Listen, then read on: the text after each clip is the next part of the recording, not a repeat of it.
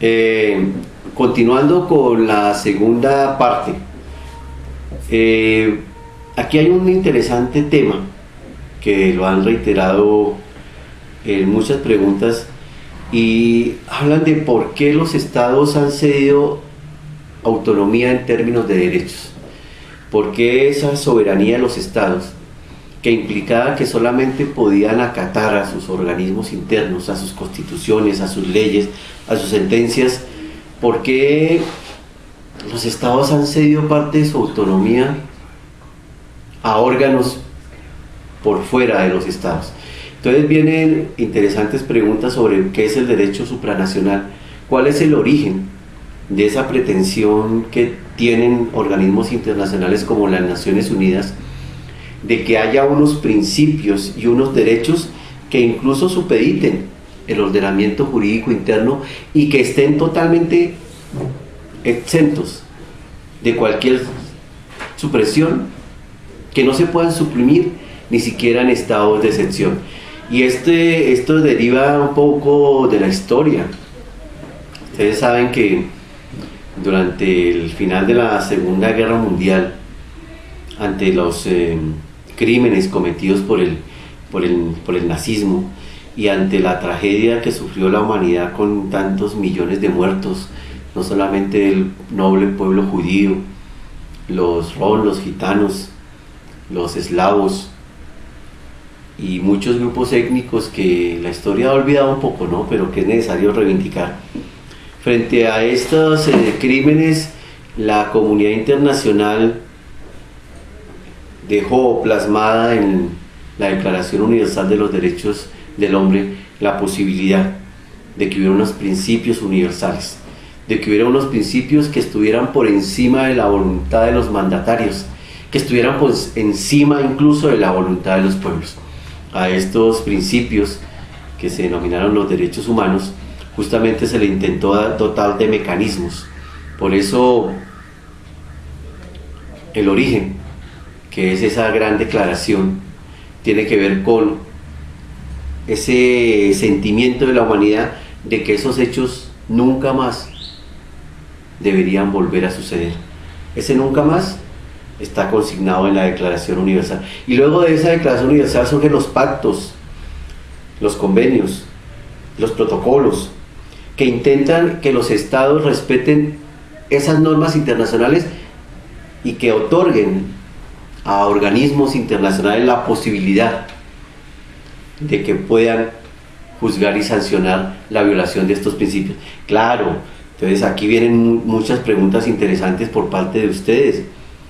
Estos tribunales internacionales, como el Comité de Derechos Humanos de las Naciones Unidas, el Consejo, los comités del Pacto, los comités contra la tortura, la Corte Interamericana de Derechos Humanos, incluso la Comisión, la Corte Penal Internacional, tan de moda ahora a raíz de la posibilidad de la resolución del conflicto armado en Colombia, solamente se activan cuando la jurisdicción nacional o no puede o no ha querido cumplir con sus obligaciones internacionales. Por eso decimos que estos órganos son subsidiarios, son complementarios, es decir, solamente se activan en la posibilidad y de la manera en que pueden verificar que los órganos nacionales legitimados para administrar justicia y luchar contra la impunidad no lo hacen. Por eso es que es una posibilidad, claro que es una posibilidad, y ahí es donde el Estado cede parte de la autonomía a estos órganos internacionales. Esto está establecido y lo vamos a mirar aquí, lo vamos a leer en la Constitución, justamente en el artículo 93 de nuestra Constitución. El artículo 93 de la Constitución es muy interesante, ustedes todos lo conocen porque lo hemos trabajado en este curso. Dice: los tratados y convenios internacionales ratificados por el Congreso, que reconocen los derechos humanos y que prohíben su limitación en los estados de excepción, prevalecen en el orden interno. Dice, prevalecen en el orden interno. Los derechos y deberes consagrados en la Carta se interpretarán de conformidad con los tratados internacionales sobre derechos humanos ratificados por Colombia. Y este es un tema muy interesante. Aquí en el acto legislativo 02 del 2001, en el artículo 1, establece, ¿sí? El Estado colombiano puede reconocer la jurisdicción de la Corte Penal Internacional en los términos previstos en el Estatuto de Roma, adoptado el 17 de julio del 98 por la Conferencia de Plenipotenciarios de las Naciones Unidas, y consecuentemente ratificar este tratado de conformidad con el procedimiento establecido en esta Constitución. La admisión de un tratamiento diferente en materias sustanciales por parte del Estatuto de Roma con respecto a las garantías contenidas en la Constitución tendrá efectos exclusivamente dentro del ámbito de la materia regulada en él. Y aquí viene justamente la posibilidad, pero también establece que solamente este bloque de constitucionalidad incorporará estas declaraciones, pactos y tratados ratificados por el Congreso. Y aquí viene un tema interesante de discusión doctrinal, que algunos de ustedes me preguntaron, que cuál era la diferencia entre una declaración, un pacto, un tratado y un convenio. Bueno, básicamente las declaraciones son instrumentos importantísimos de un calado moral, donde la humanidad consigna unas expectativas de un mundo mejor. Estas declaraciones solamente se suscriben por parte de los estados, se suscriben y son elementos que tienen una fuerza importante, pero la posibilidad vinculante es menor con respecto a los convenios, los pactos y los tratados. ¿Por qué? Porque es que los convenios, los pactos y los tratados surten un proceso mucho mayor, porque además de la suscripción deben ser ratificados por sus órganos, por los órganos que están legitimados para hacerlo. Pero además, en el caso colombiano, no solamente hay que ratificarlos mediante una ley nacional, sino que además tiene que surtir un proceso de control de constitucionalidad posterior, donde nuestra Corte Constitucional dice si son exequibles o inexequibles de acuerdo a la Constitución. Entonces ya este paso adicional y esa incorporación, pero ahí no termina el proceso. Además tiene que haber un proceso de sanción presidencial y tiene que haber un canje de instrumentos. Lo que hace más vinculante los pactos, los tratados y los convenios es que se surte todo este proceso, especialmente la ratificación, que hace que se incorporen al ordenamiento jurídico interno, lo cual hace que los ciudadanos lo puedan exigir, pero que también los órganos internacionales puedan exigir esa obligación a los estados. Entonces esa es una diferencia importante que también está reconocida por el bloque de constitucionalidad, que es la posibilidad de que todos los derechos que están en esta Constitución Política de Colombia, todos los derechos consagrados en esta Constitución, más todos los derechos derivados de los convenios, pactos y los tratados internacionales, son exigibles. Es decir, que esta Constitución, más todos los derechos contemplados, se vuelve como 5 o 6 veces mayor.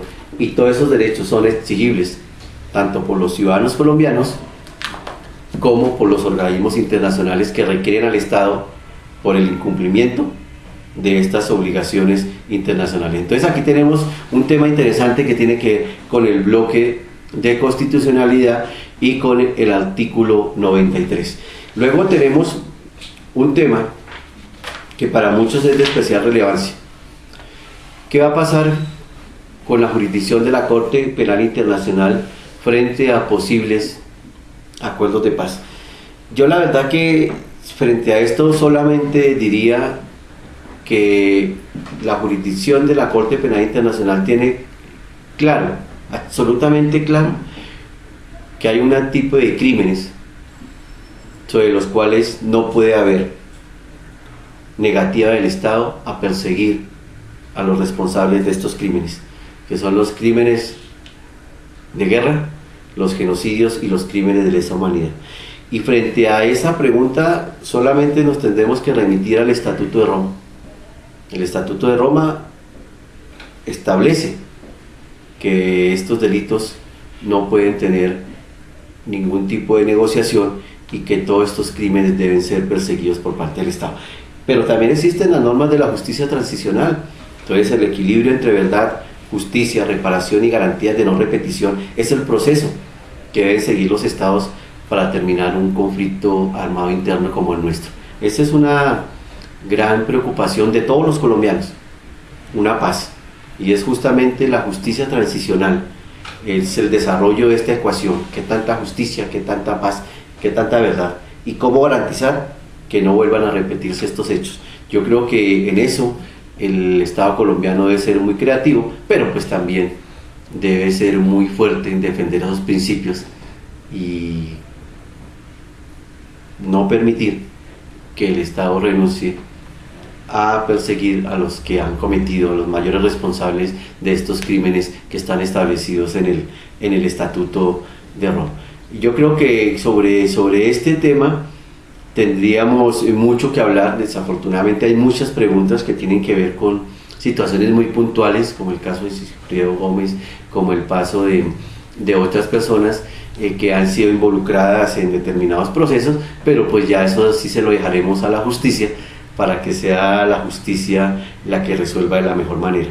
Y para terminar diremos que es tan importante este concepto del bloque de constitucionalidad que está establecido en el artículo que acabamos de leer, que es el 93, que pues Colombia ha sido condenada en más de 12 ocasiones por la Corte Interamericana de Derechos Humanos, y estas sentencias son obligatorias porque es el Estado quien otorgó de manera libre y voluntaria la competencia de la Corte Penal Internacional, y la que mediante esa declaración que dice de otorgamiento de la competencia se compromete a respetar las decisiones. Y Colombia en este momento pues se hace una evaluación sobre el cumplimiento de los fallos, y es justamente la Corte Interamericana de Derechos Humanos la que tiene que definir si el Estado ha cumplido o no ha cumplido. Pero son obligaciones importantes que le permiten también que el Estado avance en su horizonte de protección y promoción de los derechos humanos. Bueno, con esto ya terminamos esta sesión número 2 y ya esperamos tener la posibilidad de continuar en la número 3.